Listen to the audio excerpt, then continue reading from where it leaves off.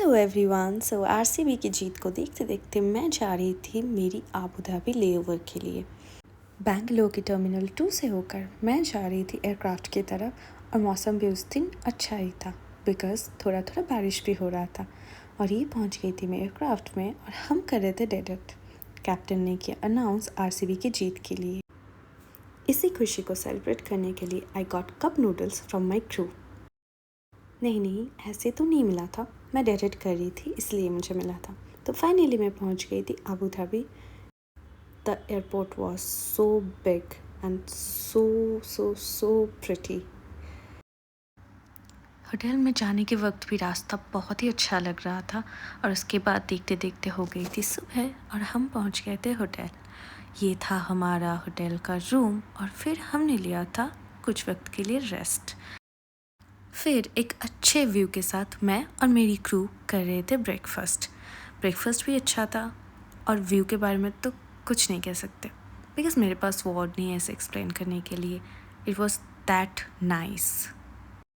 ये नज़ारा था हमारे रूम से और उसके बाद हम निकल गए थे आबू धाबी एक्सप्लोर करने के लिए। सीनियर्स के साथ हम पहुंच गए थे रिम मॉल। वहाँ घूमते घूमते थकान भी थी और उसके साथ साथ एक्साइटमेंट भी थी क्योंकि हम पहली बार गए थे। हम मतलब मैं और मेरी R2। ऑनेस्टली इस चॉकलेट फाउंटेन को देखकर क्रेविंग तो हो रहा था and this was the pretty me. फिर हम चले गए थे कुछ पेट पूजा करने के लिए क्योंकि हमने बहुत देर से कुछ नहीं खाया था तो हमें बहुत भूख भी लगी थी। फिर पेट पूजा करने के बाद हम चले गए थे the famous day to day. हाँ, ये बहुत फेमस था अबू धाबी में, मैंने बहुत सुना था इसके बारे में। फिर हम चले गए थे वहाँ शॉपिंग करने के लिए क्योंकि वहाँ सब कुछ था। फिर मैं तो बहुत थक गई थी तो मैं बाहर ही ऐसे बैठी थी। फिर हम चले गए थे वापस होटल के लिए। उसके बाद हमें करना था ऑपरेट।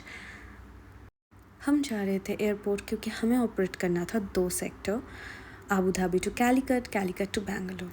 हमने कुछ ऐसा किया तो नहीं था, मतलब बस घूमते फिरे हम डायरेक्ट करके गए थे। फिर भी पता नहीं हम थके हुए थे और ये सोच कर हम और भी थक गए थे क्योंकि हमें ऑपरेट करना था 2 सेक्टर। रात में जाकर 2 सेक्टर ऑपरेट करके मैं सुबह पहुंच गई थी Bangalore. So follow for more, bye.